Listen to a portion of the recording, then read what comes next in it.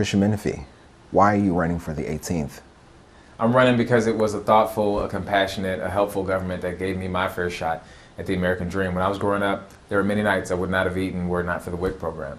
Many days I would have been at school on an empty stomach were it not for free lunch in our public schools. I would have never went to college without a Pell Grant. My parents would have never purchased their first home without down payment assistance from the VA.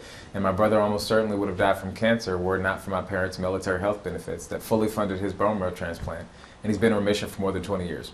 That's how you take a family like mine, which had sent more people to prison than to college, to me being the youngest person and the first African-American elected county attorney. And if you don't have that type of government, there are so many kids out there who won't have that fair chance. So when I look at Washington, D.C., and I say we have a president who is eliminating many of those programs, who is deporting U.S. citizens, I just couldn't sit back while he tears apart our democracy. So I'm running to ensure that everybody in our community has health care, to ensure that all of our communities across the 18th have sidewalks that lead to grocery stores and not just corner stores, to make sure that folks who are in the workforce are earning enough money to have their fair shot at the American dream. And I'm excited to get to Congress and get to work, and that's what I'm striving for. You mentioned some of your background there, and you said because of how you grow up, your experiences has led you to this position of why you're running.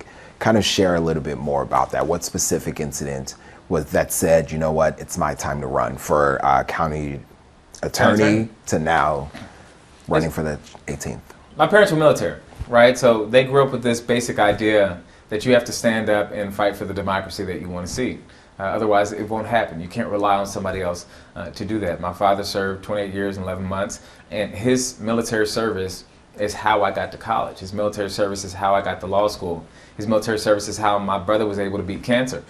But I see throughout our communities, there are so many folks whose parents don't have the benefit of being able to use their post 9/11 GI Bill to allow their child to go off to school, who have a sick person in the family but don't have health care, unlike my parents who had military health care. All of these programs, the social safety net, this is part of the fabric of our country that allows folks to move themselves up, to pick themselves up and to have their chance at the American dream. And these are the programs that are being cut by President Trump. These are the programs that are being cut by the current MAGA Republican Party that's leading the House of Representatives and the United States Senate. I got into public service because I had very deeply believed that you have to stand up for the democracy that you want to see. That's why I ran for county attorney, was able to win, 32 years old as the youngest person to do it. But I see right now that the fight for the soul of our country is happening in Washington, D.C. And I think I've been effective here at the county in leading some of the fights against Greg Abbott and most recently against Donald Trump to protect people's rights. But the America that my kids are going to inhabit, the folks who are watching this, that their kids are going to inherit, that fight for that soul of our nation is happening in Washington, D.C. And I'm a fighter. I want to be on the front lines to help protect our democracy. What would you say are some of the three top issues facing the 18th district? Healthcare is definitely one of the top. Across this country, everybody knows that Texas has one of the highest uninsured rates of any state in the entire United States. And our governor has refused time and time again the opportunity to expand Medicaid, despite the fact that there's federal funding available for that. I don't believe that anybody's situation should be different than how my brother's turned out. When my brother was getting cancer treatment at MD Anderson, I remember very vividly, because anybody who's had a relative that's battled cancer will tell you that's a family thing, not just on the kid who's battling it. We'd be in the pediatric wing and I would meet all these families who would come in and at some point their kid would pass, and in some instances because they couldn't afford it. I don't think a single person in this country should have to choose between putting food on the table and getting life-saving treatment. That's why I support Medicare for all, ensuring that every single person in our country has health care. I also think America has gotten far too expensive.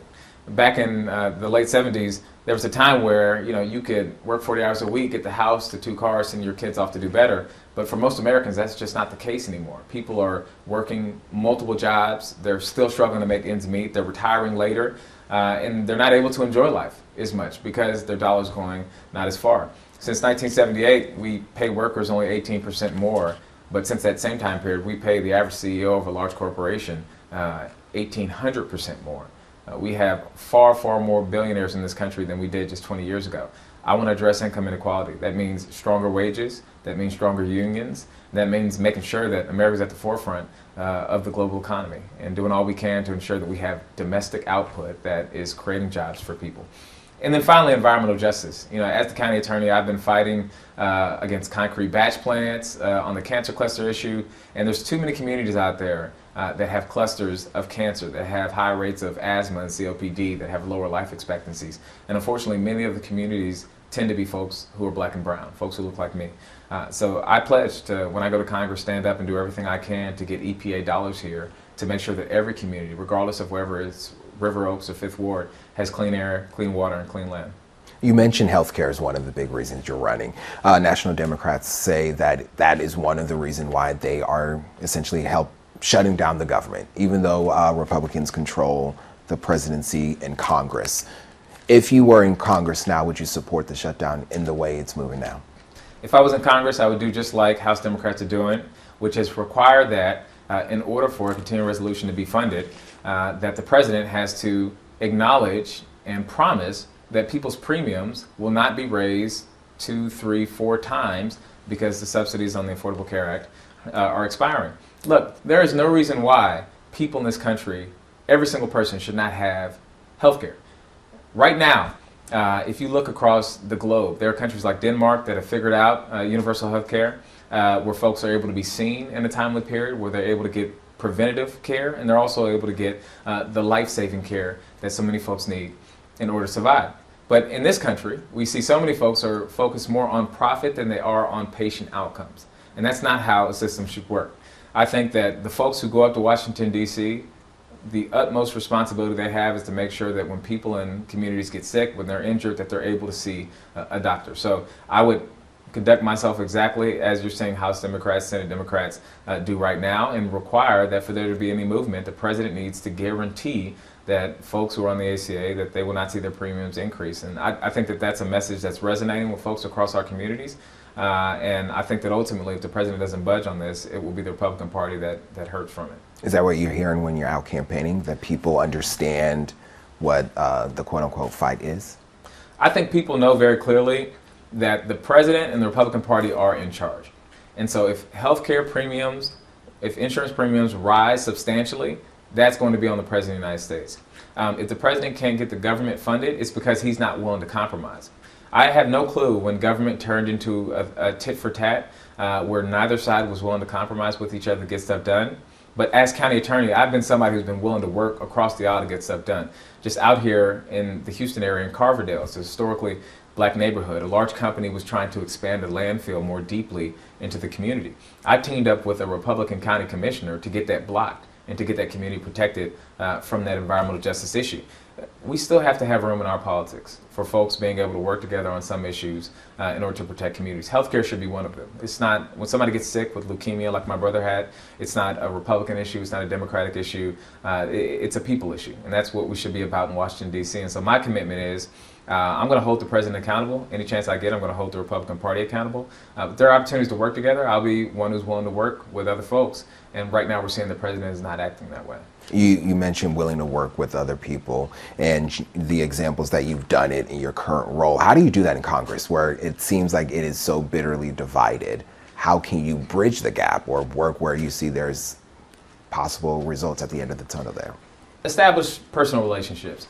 I think if my career has shown anything during my time as county attorney, it's my ability to get in, to meet people where they are, and to build an interpersonal relationship that allows us to not just hold each other accountable, but to try to do things together in a collaborative way to benefit communities. When Juul e-cigarettes and when a bunch of cigarette companies were trying to push vaping products on our kids to get them hooked on vaping products, which we all know are incredibly dangerous, I teamed up with the Republican Attorney General to file a lawsuit against that company. We brought tens of millions of dollars back to be spent on programs to address the issue. Now, Ken Paxton and I don't agree on anything. In fact, we've had many knockdown drag-outs over a number of issues. But part of being a public servant is setting your partisan blinders aside, and when there's an opportunity to work with folks to get stuff done, getting it done with them. Congressman Dan Crenshaw helped get an appropriation out here for funding for the White Oak Bayou program, right? Ensuring that we have proper detention, retention, and that our bayous are wide enough so that when the flooding happens, the water pushes through and we can get it out of the flood-prone areas. That's something that I can work with a Republican on. Flooding is not a Democratic issue or a Republican issue. So I think what voters are looking for is somebody who fights when it's time to fight and wins when those fights happen, but also is sensible and reasonable enough to build the relationships to get stuff done. And my track record as county attorney shows that I'm that person. So, not necessarily making news, but we know today is a newsy day at the Supreme Court. You said you heard oral arguments with the Voting Rights Act. From what you heard there, what your thoughts on what's happening there? Case has hit the United States Supreme Court over the maps out of the state of Louisiana, and on the idea of considering race when drawing districts. There are many states across the United States that discriminated against a number of folks, but especially African Americans. For so long, these communities were unable to elect a representative of their choice. And so what the Voting Rights Act does is allow folks to draw certain types of districts to ensure that we have proper representation so that our Congress represents the diversity of our communities. But what we heard out of the Supreme Court in the oral arguments that happened here recently is that there's a chance that the court could ban the consideration of race in drawing congressional maps entirely, which would be catastrophic. And the reason it would be is because you have governors like Greg Abbott who have already made clear that he will do whatever it is that is demanded of him by Donald Trump. And if that means going and blowing up black and brown districts across the state of Texas to ensure that there isn't a single African American who serves in the United States Congress from Texas, Greg Abbott would have no problem doing that. I think that that would be an incredibly misguided decision, but it just goes to show what we're dealing with today. 2 years ago, 3 years ago, 4 years ago, you could have asked folks about Roe v. Wade being overturned, and they would talk about how horrific it is, but how we should have seen this coming. But 7 years ago, if you would ask somebody, will abortion rights be completely outlawed in this country, everybody would say, you're out of your mind. There's no way that that's going to happen, right? We're seeing, because the president has appointed extremely conservative folks to serve in the United States Supreme Court, we're seeing an unprecedented disrespect for precedent in this country. And what we saw with Roe v. Wade being overturned was just step one. And I think the voting rights is going to be another important piece in folks trying to remove any consideration of race from our institutions. And I think that that's misguided because everybody wants to try to act like racism does not exist anymore or it's not institutionally ingrained in the fabric of this country. But go to Fortune 500 boardrooms and tell me how many black, brown folks you see in those rooms. Look at what happened to a lot of the enrollment and acceptance rates for minorities at some of these schools once affirmative action was thrown out. Go to major law firms and tell me how many faces you see that look like me in those spaces. I have been in many of those spaces and I will tell you it's not many of them. I think this country has a duty to ensure that our institutions reflect the diversity of our communities, and my hope is that the United States Supreme Court doesn't throw that out. But I will do every single thing I can to pass the John Lewis Voting Rights Advancement Act, to pass the Freedom to Vote Act, so that we can end racial gerrymandering in this country, and so that we can ensure that the states that have historically worked as hard as they can to stop certain people from voting, like Texas, have real obstacles before they can do so. People who, I guess there are a number of lawsuits against the states for the redistricting plans right now, a lot of them alleging it violates the Voting Rights Act.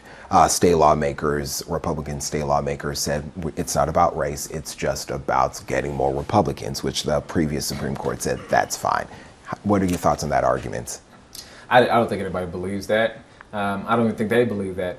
The sequence of events here was the President of the United States had his DOJ, his Department of Justice, send a letter to Texas saying, hey, there are these black and brown districts that I want you to blow up because I don't like that they consider race. And then the governor called a special session and referred to that letter that mentioned race and said, hey, legislator, go redraw the maps because of that. And then the legislator went and redrew the maps based on the guidance that they had been given. So the idea that like race wasn't thoroughly injected in this process from the start all the way from DC to the governor's mansion to the legislator is just frankly absurd. If you talk to people who were sitting in the courtroom listening in on the temporary injunction hearing out in El Paso in the Voting Rights Act case, the evidence is abundantly clear. Race was injected into this process from the very beginning. They wanted to strip black and brown communities of their representation because they didn't like that they were electing people of their choice. And they wanted to hand off districts to folks like Briscoe-Cain. They called them, Hispanic Opportunity Districts, but then they planned to back people like Briscoe-Cain, who's not Hispanic in any way. I think it is clear that race was a major factor in this, and I hope that the court sees that. And then when it goes up to the U.S. Supreme Court, I hope that they stay true to what we all know were the facts here. Some viewer questions. A Facebook viewer asks, without sounding prejudiced, the late Congresswoman Sheila Jackson Lee never had any meetings concerning her other constituents. Will you address the whole district? Absolutely. We have an incredibly diverse district that has people of different races, different faiths, different ages, and I've been all throughout the district. Now, I've talked with folks all the way from the Heights and Garden Oaks to parts of Klein to Humble to down in Third Ward. And my goal is to be a representative for every single community. We have a growing immigrant community, for example, in this district. And my track record as county attorney has been unimpeachable in standing firm to protect immigrant rights and ensuring that we create a real pathway for citizenship for folks in our communities. I've also been a huge advocate for public education, and that's something that I hear from folks throughout HISD, given the takeover. And I've expressed and made clear my belief that teachers should be paid like the professionals that they are, and that means six figures, and that our schools should be palaces, not torn apart as we're seeing the state takeover come in and try to do. I've addressed environmental justice issues out in Acres Homes. I have worked across this district as county attorney and shown that I'm a representative for everybody. I think that's one of the reasons why I've been supported by such a broad and diverse coalition of folks, is because they have seen me do the work, not just run my mouth, but put my feet to the pavement and do the real work to help people. And that's communities that look like me, that's communities that don't look like me. That's, to me, what a true public servant is. It's representing every single corner of your district. And that even goes for the folks who are members of a different party and who vote for a member of a different party. Once the election is over, I'm a representative of everybody, and I will do everything I can to make you proud in Washington, D.C., to bring resources back home, and to ensure that our district has a voice. So that will be a top priority of mine, and the best way you know that I'm being truthful about that is my record as Harris County Attorney. You alluded to some of the endorsements you've received. You've received a lot of it, and because of that, you're kind of known as the quote-unquote establishment candidates. What are your thoughts on that? Is it a negative thing, would you say? Oh, I don't consider myself an establishment candidate at all. When I ran for county attorney in 2020, I ran against a three-term incumbent who had been in public life for more than 20 years. Everybody told me I had not a snowball's chance in hell of winning that race. I didn't have a single elected official endorsement, and on election night with 3 people in the race, I won with 50% of the vote. I've been that exact same person my entire time as county attorney, somebody who believes deeply in getting support at a grassroots level. So the folks who would try to say, oh, you have a bunch of elected official support, well, what about the community support? 17 labor unions have endorsed in this race. Every single one has endorsed our campaign. A number of community groups, from the Tejano Dems to the Houston Black American Democrats to the LGBTQ plus political caucus, have all endorsed our campaign. Faith leaders, Democratic precinct chairs, and anybody who would say that that's because I'm the establishment, I think what they're missing is just people respect when you've done the work. When people come in and run for Congress, they come up with all sorts of ideas and they try to, boost all these things that they would do in the future. But what people want is a guarantee. They want to know that the thing that they're sending off to do the job is going to do the job. And they want to know that the person is exactly who they say that they are. And so the benefit that I have is, in my 4 years as Harris County Attorney, I've done real work. Really put wins on the board for communities to protect voting rights, to try to get concrete batch plans out of neighborhoods, to teach our seniors about the importance of estate planning, because so many folks pass away without a will, to go after folks who steal homes out from under people with fraudulent deeds. We've done the real work, and when you come to people and you say, I've done the real work, and now I'm asking for your support to go off and do the real work in D.C., what I've seen is that those conversations are pretty straightforward. I know you, I know your work, I know your integrity, I believe in you, and I'm happy to support you in the future. So, I'm still the same 32-year-old kid who had a chip on his shoulder and ran for office in 2020 and was able to win when nobody said I had a chance. I'm outworking my opponents in this campaign, and I'll continue to do so. And once I get to Congress, I'm do everything I can to outwork the other people in Congress as well. Another viewer question from TikTok this time. What are you going to do about homelessness in the area? Under our last mayoral administration, what you saw was a huge collaboration between the city, the county, and a number of nonprofits that resulted in a solution in dealing with the unhoused population that received national recognition. And it was a simple concept that when people are unhoused, most of the time it's because they are not receiving some type of resource that they need. whether they be battling an addiction issue, a mental health issue, they've just fallen on bad times, they don't have any family nearby. And so with the solution that our previous mayor and some other folks came together and worked on was creating a streamlined process so that all of these folks come together, work together, and have a one-stop shop. That's why you saw the mayors of Los Angeles and Chicago come down here and say, hey, tell us how you address this issue. One of the jobs of a member of Congress is to be a convener. And I think that's something that the late Sylvester Turner did very well, and that's something that the late Sheila Jackson Lee did as well. Did very well as well. I plan to be that exact same person. Someone who understands that my job is more than just the business of policy making in Washington, D.C., but it's also about finding solutions for people here on the ground. So I look forward to being plugged in on pulling folks together to create a one-stop shop that helps address the issues that are being faced by the unhoused population. And it means collaborating with folks who see the world differently than you do at various levels of government. And so I think that's one of the benefits of having relationships with so many folks and so many different levels of government is you're going to have to be able to bring folks together to get stuff done, and I'll be committed to doing that. You mentioned early on one of the issues facing the district, cost of living. Yeah. SNAP benefits will change come November 1st in Texas. If you were in Congress, how would you change the impact of that? Or if you are elected, how could you change the impact of the changes with SNAP benefits? So the cut to SNAP benefits from the so-called one big beautiful bill is going to be horrific. The 18th Congressional District has the largest number of SNAP beneficiaries of any district in the state of Texas. And so many families are benefited by this. I remember myself growing up with the WIC program, and I would run to the back and get some Lucky Charms and come back up front. And my mom would tell me, "No, you got to get the cornflakes. You can't have the Lucky Charms." But there are so many communities that this helps them keep their bodies nourished so that they're able to go off and do better and pull themselves into a better situation. The president has cut that funding. I am committed to doing every single thing I can to getting that funding restored. Congress will be run by the Democratic Party after 2026, which means that Democrats will be in a position to not just complain about Republican majority and Republican-led initiatives, but to have our own. So I want to expand social safety net programs, and I've been very clear about this my whole campaign. Right now, we have 400 some odd more billionaires in this country than we had just a few years back. We have extreme wealth inequality, and we have a tax system that allows situations where people who are middle class are paying more in taxes than a billionaire, for example, because they're able to know all of the high net worth individual exceptions and loopholes to the tax code. Our Senator Elizabeth Warren has proposed a 3% surtax on folks with more than $1 billion of net worth. I support that. That will bring trillions of dollars into the federal government that can be spent on social safety net programs. Whenever we talk about cutting waste at the government and balancing the budget, you don't ever hear people talking about the inefficiencies in government. You rarely hear them talking about inefficient military spending, but you always hear them talking about what they like to call welfare. What I would say is, if the government's going to be sending money off to folks, I want it to go directly to taxpayers to help them pull themselves up and do better in life. I supported the Guaranteed Basic Income program that was done here at the county that the state ultimately turned over.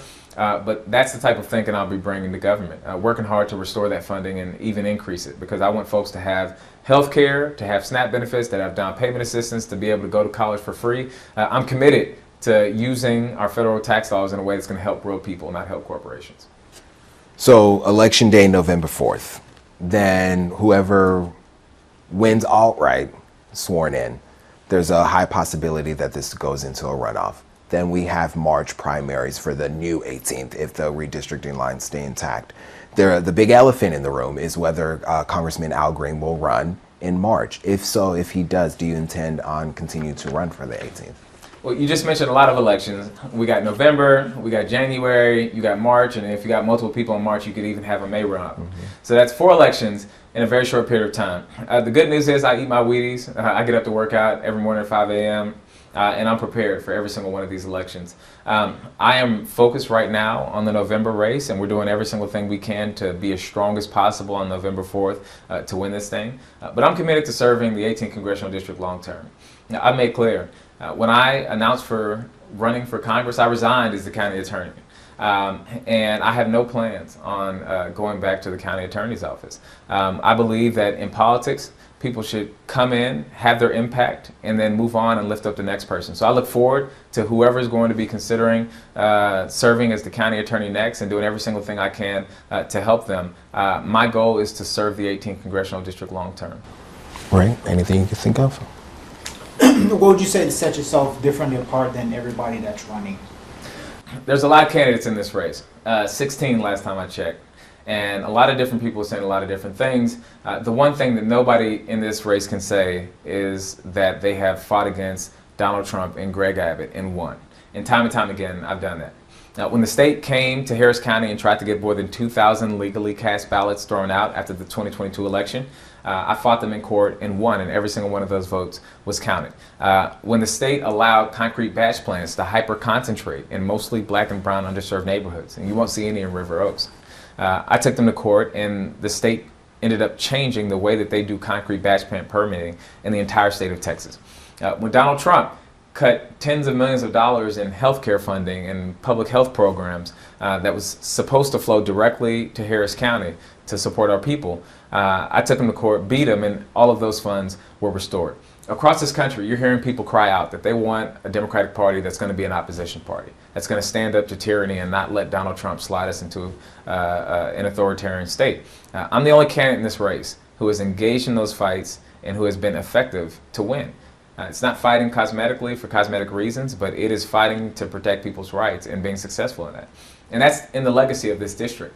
Barbara Jordan was engaged in the investigation of the Watergate scandal, and one of the most eloquent speeches you'll hear in politics came out of her mouth, and she said, "I will not sit idly by to the subversion, to the diminution, to the destruction of our Constitution." That speech helped pave the way for the toppling of a presidency, the resignation of President Richard Nixon. Being able to hold the powerful accountable for when they're corrupt, when they harm our communities, is in the bloodline of this district. I'm the only candidate in this race who can say that he has been successful in that already, and I'll be just as successful in Congress. What's something that people don't know about you in the 18th? Something that people don't know about me in the 18th. I like to cook and bake. And I really took this up during my time as county attorney because I just needed like another hobby. My go-to hobby for my entire time since law school has just been working out. So I've been in the same gym for 12 years. It's funny because people who are in there with you over time become like extended family. So I'm in there now and they're like, "Oh, you're Christian. I saw your commercial on TV. I've seen you 12 years, never spoken to you."